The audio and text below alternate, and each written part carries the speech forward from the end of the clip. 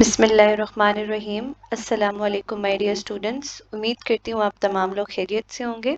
जी बच्चों, जैसे कि हम लोगों ने इनिशिएटिव लिया था कि हम लोग अपनी केपी के इंग्लिश टेक्स्ट बुक की जितनी भी ग्लॉसरी और एक्सरसाइज है उसको एक्सप्लेन करेंगे।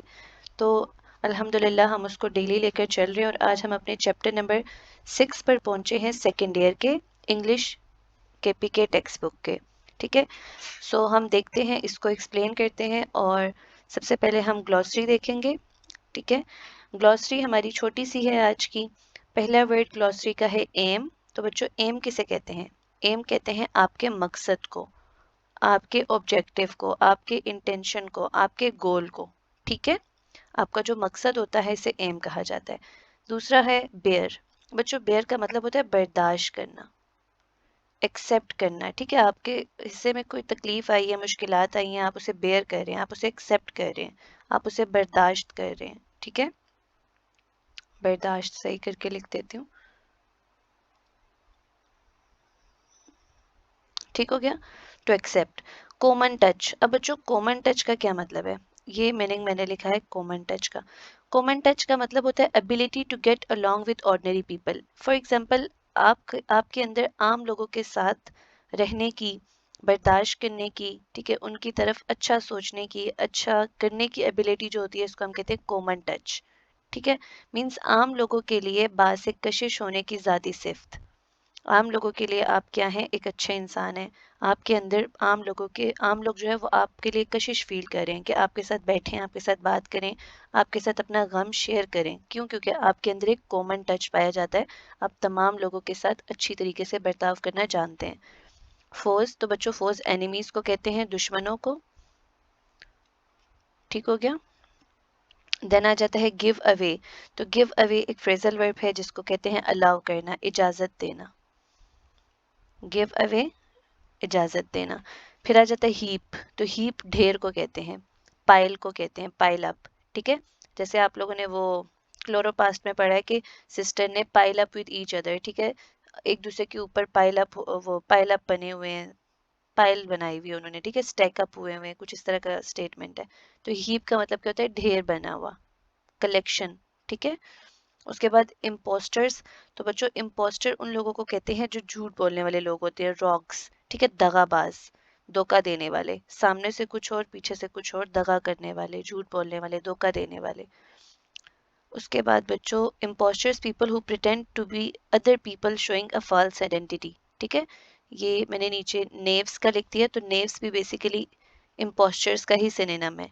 ठीक है, नेव्स हो गया, इम्पोस्चर हो गया। इन दोनों का यही मतलब है कि वो लोग जो आपके सामने कुछ और बन रहे हैं और पीछे से कुछ उनकी फॉल्स आइडेंटिटी है, वो पीछे से कुछ और हैं, आपके सामने कुछ और बन रहे हैं।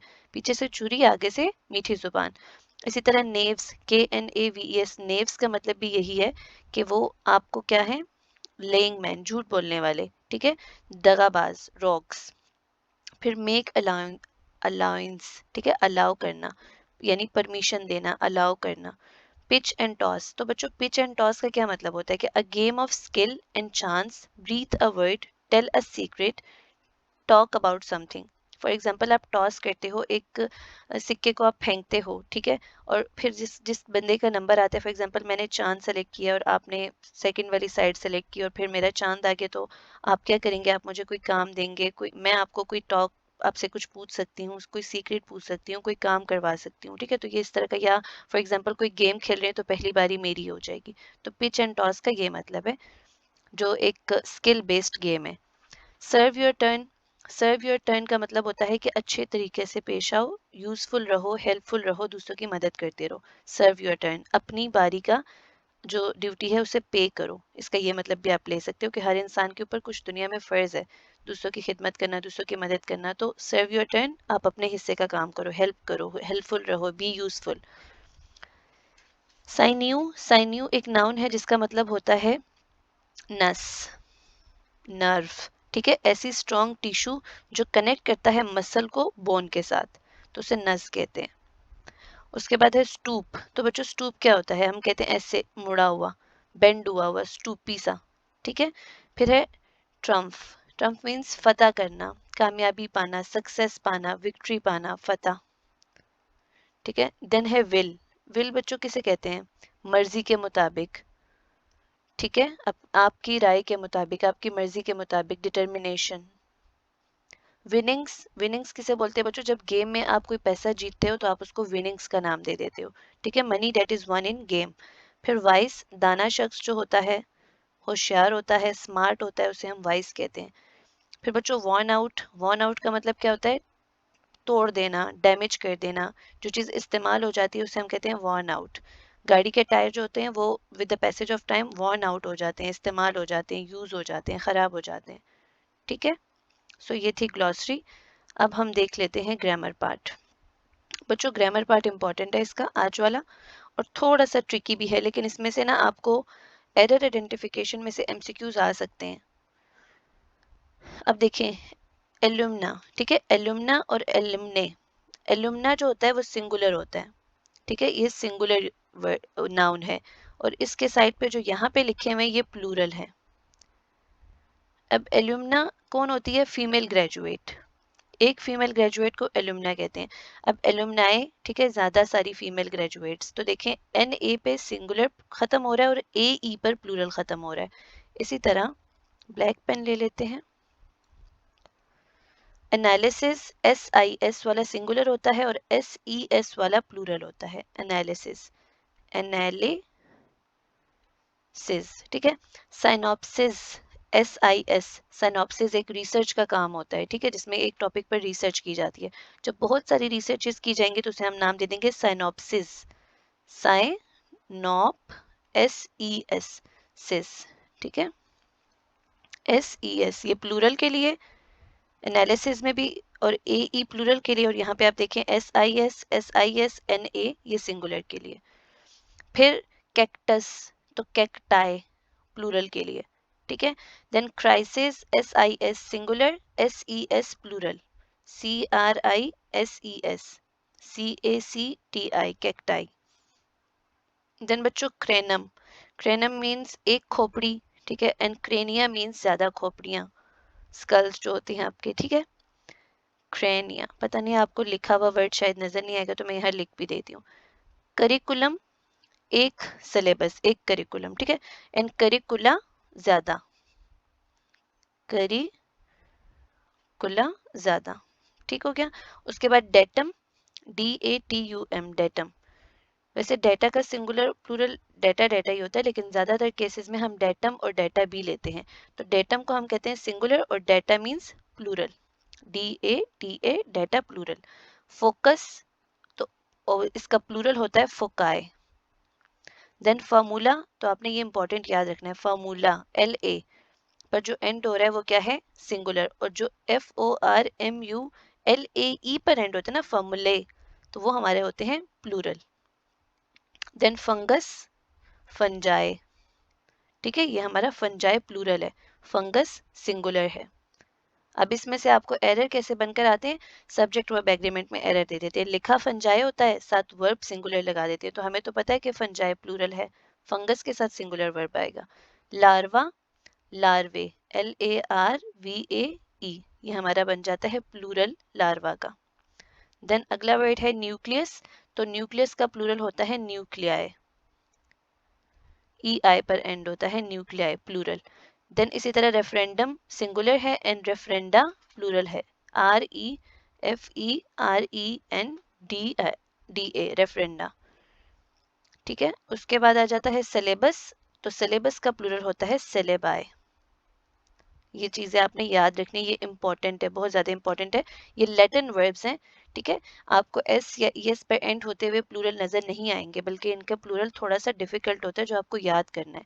ठीक है, सिलेबस का सिलेबाई, रेफरेंडम का रेफरेंडा, न्यूक्लियस का न्यूक्लियाई, लार्वा का लार्वे, ए ई पर एंड होगा, फंजाई का फंगस का फंजाई, फार्मूला का ए ई पर एंड होने वाला फार्मूले, फोकस का फोकाई, एफ ओ सी आई, डेटम का डेटा। ठीक है, करिकुलम का करिकुला, क्रेनियम का crania, crisis, S I S वाले जितने भी वर्ड है वो सिंगुलर हैं और एस ई एस वाले प्लूरल, कैक्टस, कैक्टाई। ठीक हो गया, इसको आपने इंपॉर्टेंट है, इसको अच्छे से देख लेना है और एक दफा याद कर लेना है, हो सके तो एक दफा कॉपी पे भी लिख लेना, आप लोग को भूलेगा नहीं। देन बच्चों अगला पार्ट जो ग्रामर का है वो है नाउन फ्रेज को आइडेंटिफाई करना है, नाउन फ्रेजेस को। तो हमेशा याद रखें कि नाउन क्या होता है। नाउन क्या होता है बहुत दफा पढ़ा दिया अभी तक भी, अगर नाउन किसी को नहीं पता तो उसे तो पनिशमेंट मिलनी चाहिए। Name of a person, place, thing, idea, concept, ठीक है, ये सारा नाउन कहलाता है। अब यहाँ पे नाउन फ्रेज क्या होगा, कुछ ग्रुप ऑफ वर्ड्स होंगे, ठीक है। नाउन फ्रेज क्या होगा, group of words acting as a noun in a sentence. Sentence के अंदर ग्रुप ऑफ वर्ड्स होंगे जो नाउन का फंक्शन कर रहे होंगे, तो उसे हम नाउन फ्रेज कहेंगे। एक वर्ड होता है तो उसे तो नाउन कहा जाता है, लेकिन जब ग्रुप ऑफ वर्ड्स बन जाते हैं, एक दो तीन वर्ड्स बन जाते हैं, फिर उसको हम फ्रेज का नाम दे देते हैं, जो कंप्लीट मीनिंग नहीं देता सेंटेंस से अगर बाहर निकल जाए। अगर सेंटेंस में लगा होगा तो मीनिंग देगा, वरना फ्रेज का अलग से कोई मीनिंग नहीं होता, ठीक है, क्योंकि उसमें सब्जेक्ट वर्ब एग्रीमेंट नहीं होता। अब हमने फ्रेजेस, नाउन फ्रेजेस आइडेंटिफाई करने हैं, तो आपने हमेशा याद रखना है कि जो नाउन होगा, जो नाउन का फंक्शन कर रहा होता है सेंटेंस में, वो नाउन होता है, और जो नाउन फ्रेज होगा वो कुछ कॉम्बिनेशन ऑफ वर्ड्स होंगे जो नाउन का फंक्शन कर रहे होंगे। पहला सेंटेंस देखें, the wicked man loves getting poor people into trouble. अब सबसे पहले आप याद रखें द विक्ड मैन। अब ये मैन इसमें क्या है, आदमी, नाउन है। विक्ट इसके साथ एडजेक्टिव लगा हुआ है और द इसके साथ आर्टिकल लगा है, तो द विक्ड मैन पूरा एक ग्रुप ऑफ वर्ड्स बन गया, ठीक है, जो हमें किसका आंसर दे रहा है, जो हमें नाउन का फंक्शन दे रहा है। नेम ऑफ अ पर्सन है द विक्ड मैन, ठीक है, एक पर्सन है, तो ये हमारा एक नाउन फ्रेज हो गया। सेंटेंस में दो तीन नाउन फ्रेज भी हो सकते हैं। लव्स गेटिंग पुअर पीपल, अब मुझे बताएं, पुअर पीपल, ठीक है, पीपल क्या है, नाउन है, साथ में पुअर लग गया एडजेक्टिव, जो कि एक ग्रुप बन गया वर्ड्स का, दो दो वर्ड्स बन गए, तो ये नाउन फ्रेज टू हो गया। और बच्चों इनटू क्या है, इनटू प्रेपोजिशन है। और मैंने आपको कल के लेक्चर में भी बताया था, बाकी मैंने पेड सेशन के लेक्चर्स में डिटेल से बच्चों को पढ़ाया है कि प्रेपोजिशन को ऑलवेज फॉलो करता है नाउन या प्रोनाउन।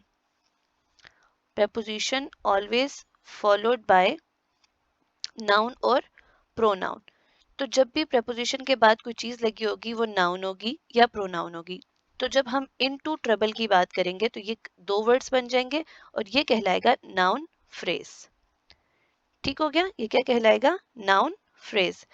या आप इसको ऐसे भी कह सकते हो कि जो हमें वर्ड का आंसर देता है ना सेंटेंस में, उसे हम नाउन फ्रेज कहते हैं। जैसे देखें, what loves getting poor people into trouble, तो द विक्ड मैन। या हु का आंसर भी दे सकते हैं, who loves getting poor people into trouble, the wicked man. इसी तरह the wicked man loves getting poor people into what, तो into trouble. What का जो आंसर है वो भी आपको नाउन फ्रेज देता है। अब सेकंड एग्जांपल देखो, तो सेकंड एग्जांपल में आपको कह रहा है he hates having to punish his servants. अब बच्चों ही यहाँ पे क्या है, नाउन है, ठीक है, और अगर इसके साथ हेट्स लगा दोगे तो ये फिर ग्रुप ऑफ वर्ड्स बनेगा, फिर ये फ्रेज कहलाएगा, लेकिन ही नाउन है। इसी तरह punish his servants, his servants में सर्वेंट्स नाउन है और साथ में एडजेक्टिव लगा हुआ है, तो हिज सर्वेंट्स क्या हो गया, नाउन फ्रेज। इसी तरह he refused to answer my question, तो माय क्वेश्चन क्या है बच्चों, नाउन फ्रेज है, ठीक है, नाउन फ्रेज है। इसी तरह ही क्या है आपका, नाउन है। द बॉय, अब देखो बच्चों नाउन के साथ आर्टिकल तो लगा हुआ है ना, जो कि एक ग्रुप ऑफ वर्ड बन गया और फ्रेज बन गया, तो ये हमारा बन गया noun phrase. Stealing the money, तो द मनी क्या है, the boy denied stealing what, तो ये द मनी क्या है, ये हमारा नाउन फ्रेज बन गया। इसी तरह the accused refuse to answer the question. अब मैंने आपको बताया था कल के लेक्चर में कि आर्टिकल हमेशा किसी नाउन से पहले लगता है। ए, एन, द, जिसको हम आर्टिकल्स कहते हैं, ये हमेशा किसी नाउन से पहले लगते हैं और नाउन के नंबर को स्पेसिफाई करते हैं कि नाउन को हम जानते हैं, नाउन स्पेसिफाइड है, अनस्पेसिफाइड है, ठीक है, एक से ज्यादा है, ठीक है, ये एक डिटर्मिनर होता है, तो हमेशा नाउन से पहले लगता है। अब जब यहाँ बॉय से पहले द लग गया तो हमें पता चल गया कि बॉय हमारा नाउन है, और नाउन के साथ एक और वर्ड लग गया तो मीन्स ये फ्रेज बन गया, तो नाउन फ्रेज। अब मनी भी से पहले भी द लगा है तो पता चल गया मनी एक नाउन है, जब द मनी बन गया तो एक दूसरा नाउन फ्रेज बन गया। द एक्यूज्ड, एक एक्यूज्ड किसे कहते हैं, जिस पर इल्जाम लगा हुआ हो, ठीक है, तो ये एक नाउन है, द इससे पहले लगा है, तो ये नाउन फ्रेज बन गया पूरा। Refuse to answer the question, इसी तरह ये द क्वेश्चन भी क्या है, नाउन फ्रेज। इसके बाद I dislike having to punish my kids, तो अब बच्चों माई किड्स क्या है, ठीक है, आई डिसलाइक, आई तो नाउन हो गया, डिसलाइक हैविंग टू पनिश। अब बच्चों टू पनिश आपको देखो तो ये आपको इन्फिनेटिव लगेगा क्योंकि टू के साथ वर्ब की फर्स्ट फॉर्म इन्फिनेटिव कहलाती है, ठीक है। और माई किड्स यहाँ पे क्या है, नाउन फ्रेज बन गया क्योंकि किड्स क्या है हमारा नाउन और माई इसके साथ एडजेक्टिव लगा है तो हम इसे कह देंगे नाउन फ्रेज। किसी भी नाउन के साथ कोई एडजेक्टिव एडवर्ब या कोई भी मॉडिफायर लगा होगा तो उसे हम फ्रेज का नाम दे देंगे क्योंकि वो दो तीन वर्ड्स का कम्बिनेशन बन जाता है और वो फ्रेज बन जाता है। इसी तरह I will hate to do such a thing. अब बच्चों आ लग गया तो मीन्स ये तो नाउन है, ठीक है, और ये साथ एडजेक्टिव लग गया तो ये पूरा हमारा क्या कहलाया, नाउन फ्रेज। टू राइट ये हमारा इन्फिनेटिव है, टू प्लस वर्ब की first form. Such a rubbish, अब सच अ रबिश आपको देख लीजिएगा आर्टिकल लगा हुआ है तो ये नाउन है, और आर्टिकल के बाद जब नाउन लगा है और उससे पहले आर्टिकल लगा है और ये एडजेक्टिव भी साथ लगा है तो ये पूरा एक फ्रेज बन गया, ठीक है, छोटा सा पार्ट बन गया जिसका अलग कोई मीनिंग नहीं है लेकिन सेंटेंस में इसका मीनिंग है। He promise to get me something, ठीक है। अब आप देखें मी समथिंग, तो मी यहाँ पे प्रोनाउन है, ठीक है, और समथिंग यहाँ पे आप कह सकते हैं कुछ। तो आप ये कुछ जो है कुछ भी होना नाउन कहलाता है ना, और यहाँ इससे पहले प्रोनाउन लगा तो एक नाउन फ्रेज ही बन गया।